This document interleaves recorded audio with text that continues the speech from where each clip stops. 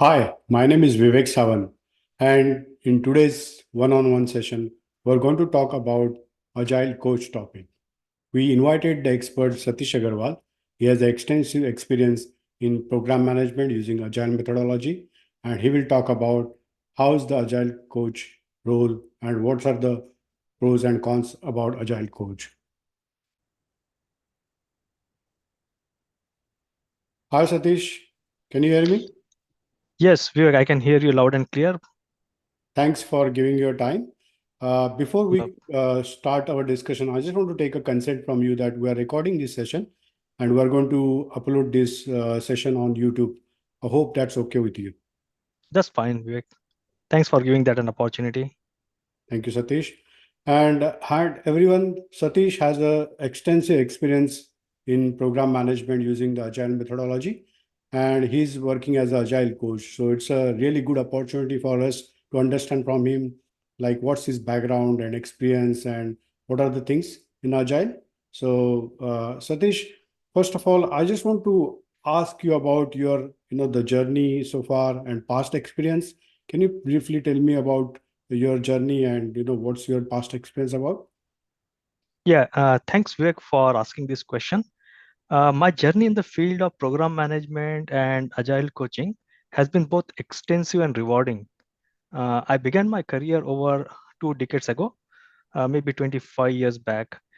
Initially working in software development, as you know, like I have finished my master's in computer science, and then there was a natural uh, to get a job into software engineering or the programming. And this technical foundation provided me with a solid understanding of challenges and intricacies involved in software projects. As I progressed, I transitioned into project management roles where I had the opportunity to lead various teams and manage complex projects. It was during this time that I was introduced to agile methodologies almost a decade back, which I found to be incredibly effective in addressing the dynamic nature of software development. My passion for agile frameworks led me to pursue certifications such as Certified Scrum Master, followed by Certified Agile Coach, which is ICP ACC certification, and a few more others as well, like I'm a SIF certified program consultant. That's called SPC, and now it's SPC 6. Over the years, I have worked with numerous organizations, helping them adopt and scale agile practices. My experience spans across different industries, including finance, healthcare, and IT services. Currently, I'm working with government organization. In my roles, I have focused on building high-performing teams, improving processes, and fostering a culture of continuous improvement, pretty much aligned with the agile values. Overall, my journey has been about leveraging agile methodologies to deliver lean agile values, enhancing collaboration, and driving organizational success. That's great, Satish. That's really extensive experience you have in Agile. Uh, Thanks for giving us your experience and details. Can you please tell me about more on Agile coach role? Because when I heard about Agile coach and in industry, there are a lot of confusion about Agile coach, right? What is the exact Agile coach role is and how it benefits the organization? Can you please tell me about Agile coach in detail? That's right. You are absolutely correct, Vivek. So if you focus on these two words, agile and coaching, right? So they're pretty much self-explanatory. We need to understand what agility means, and we need to also understand what coaching means. So many a times people get confused because first thing, they don't understand the real meaning of agility, and even if they understand agility, they get confused from the word coaching. So coaching is it training? Is it mentoring? Is it consultancy? Is it doing? Is it just telling? Uh, Whatever, basically. I mean, based on their own understanding, they keep on tweaking the definition of agile coaching, and that's where basically most of the problems do arise. An agile coach plays a crucial role in guiding organizations through their agile journey, basically. So it's all about transformation. The primary responsibility of an agile coach is to mentor and support teams in adopting agile practices and principles. So, for those who understand the basics of agile, they pretty much know about the agile values, right? So, they are manifested by various practices, and basically they're defined by the principles, right? So it's all based upon this 12 principles and Agile Manifesto. So this involves training the teams on Agile methodologies, facilitating the workshops, and providing ongoing support to ensure the Agile practices are correctly implemented and continuously improved. So if you look at this, actually, it's a very crucial role.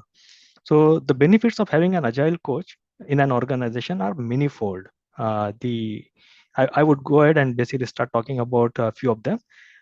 So enhanced team performance. So those who understand Agile, it's all about mindset, right? So people need to follow the Agile values and the principle and shift from the traditional mindset to the new generation mindset.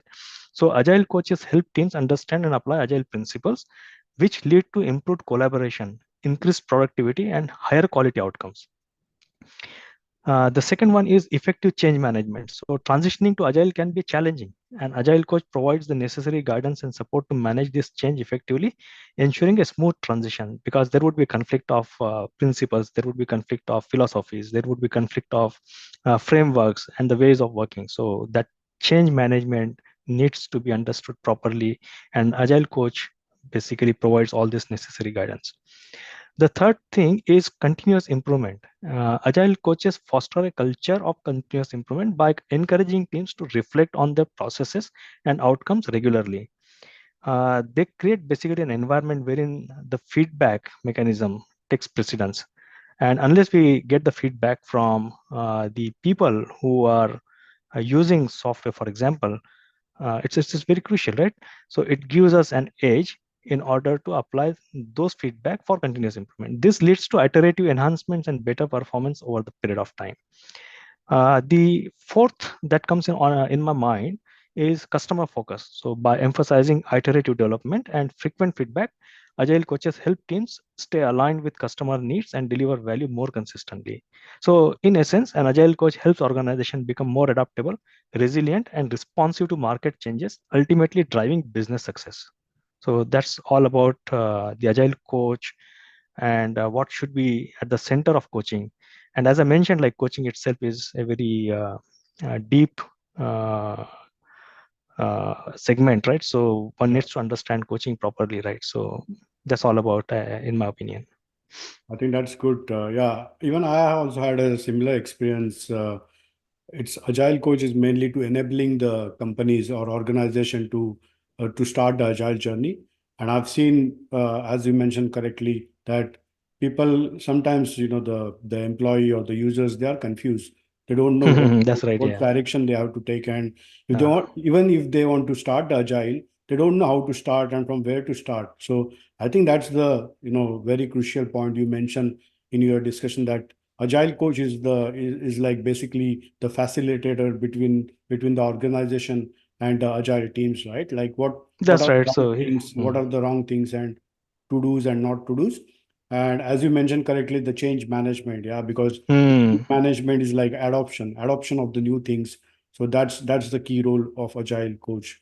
Thanks, that's right. Satish. And yeah, hand holding is very important, because what happens is people get really confused when they embark on new journey. So that's where the skills of agile coach will come handy, and that person should be really hand holding the teams in understanding this transition.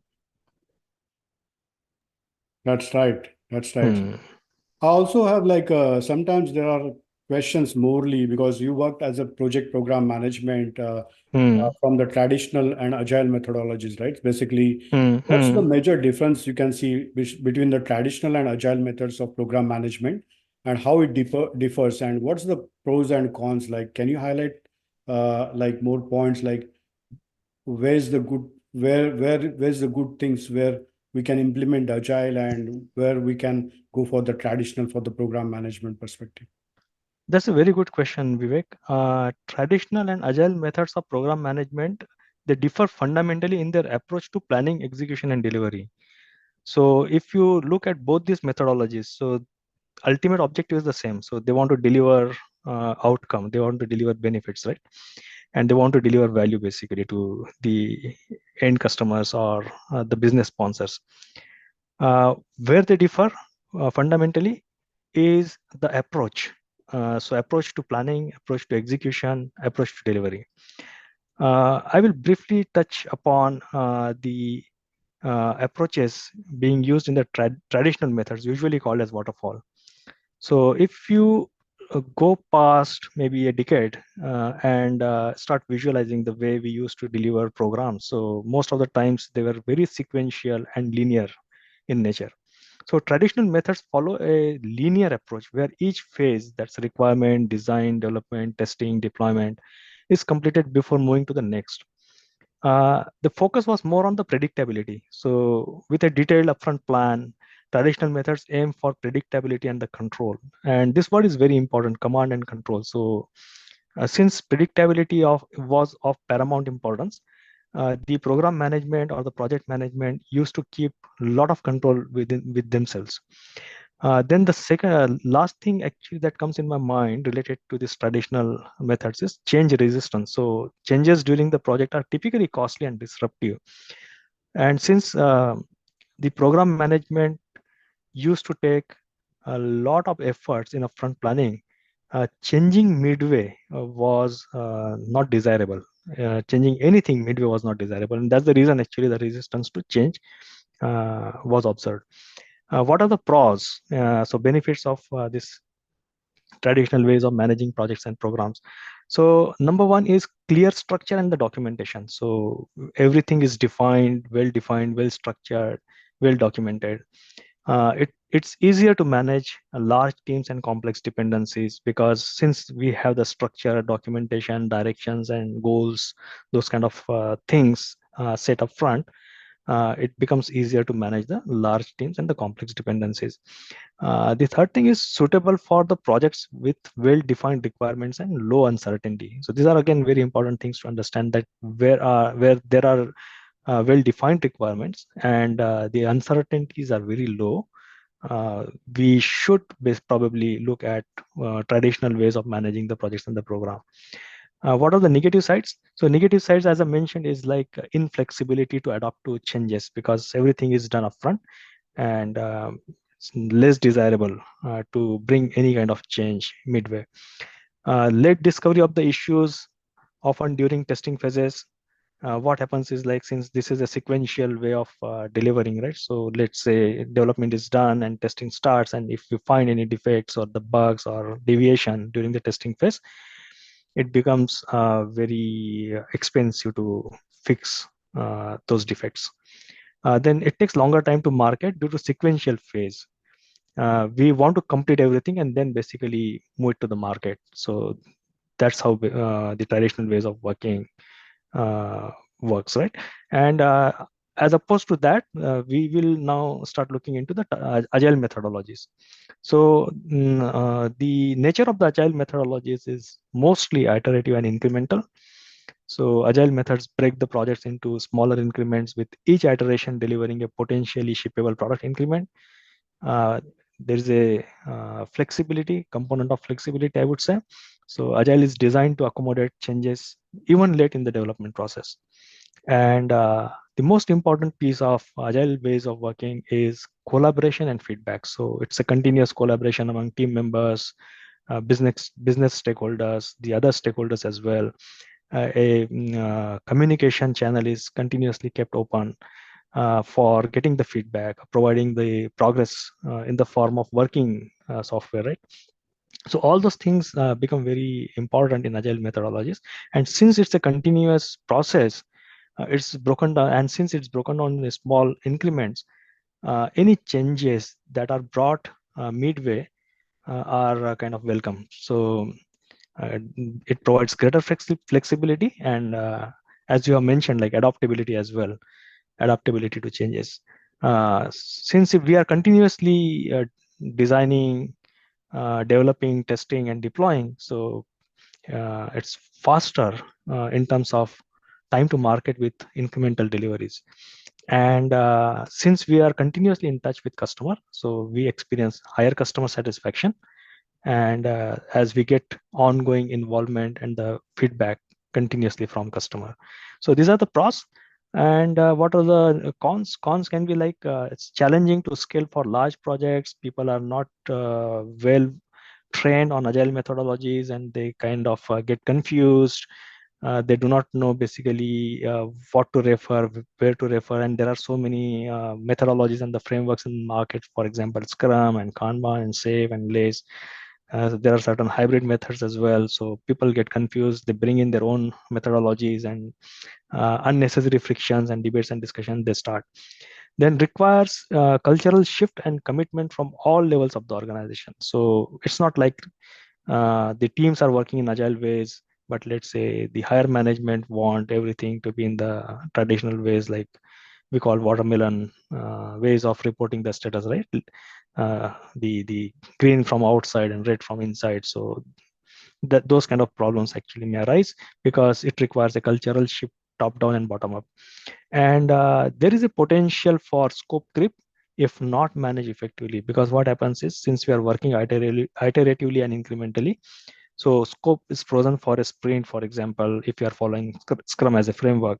And if you are not able to deliver that scope within the sprint, it spills over to the next one. And if it gets spilled over again and again and again, and there is no control mechanism, then obviously you can see like there would be a lot of impact on in terms of scope creep, in terms of not delivering in time, in terms of cost overruns and those kind of stuff. So in summary, Vivek, traditional methods are best suited for projects with stable, well understood requirements, whereas agile methods excel in environments with huge uncertainty and need for rapid iterative delivery. And my experience, I would tell you, like both methods actually are good. Only thing is we need to apply our wisdom basically in selecting right method at the right time. So it's not like that it one size fits all. It's all about the experiences. It's all about understanding the environment, understanding the context, and then applying the right methodology at the right time. Thank you, Satish. Yeah. It's really extensive insight. That was my following follow-up questions about the scope creep, because I've seen when we use the agile, there's a lot of scope creep happens because the business knows that there are potential that we can input the new scope or the change of the scope. So I think that you clearly mentioned that that's one of that disadvantage when we use Hmm. agile. But of course, there's a show and tell methodology, right? Where you can say, okay, we have done this much and we have, display and took the business approval and sign off before moving ahead on the second part of the work or the scope. So that's a good thing. So thank you very much for giving that insight. The next thing which I want to ask, like if someone wants to, like, because you have so much experience in this and you're doing for so many years, if what will be your advice for someone if they want to pursue a career as an agile coach, and do they need any prerequisite for that, or do they need any background qualification experience? What's your thought, like what will be your guidance for the new people who wants to be the agile coach? I think the most important aspect of getting into agile coaching is the gradual progression in the industry. So I won't advise someone to directly jump into agile coaching without knowing how it works or what has been working successfully in past. So many a times what happens is people tend to finish 2 days courses like a certified scrum master, for example, or 3 days course for a certified agile practitioner, for example, and start calling themselves as scrum masters or agile coaches from the third or the fourth day onwards, right? So uh, that's not the right way, in my opinion, because certification is one part of it, but acquiring knowledge, understanding how it works, interacting with people, developing the facilitation skills, developing the mentoring and coaching skills. So they're very important. Uh, Having said so, I'm assuming like a person who really wants to be an agile coach has gone through the rigors of software development himself or herself. Many a times I have seen in industry like the theoretical agile coaches, they join, but they miss out an important component of the industry. Like they themselves haven't seen software development in past, so they were neither developers nor designers nor architects nor testers. So they tend to be more like life coaches rather than basically uh, working as an agile coach.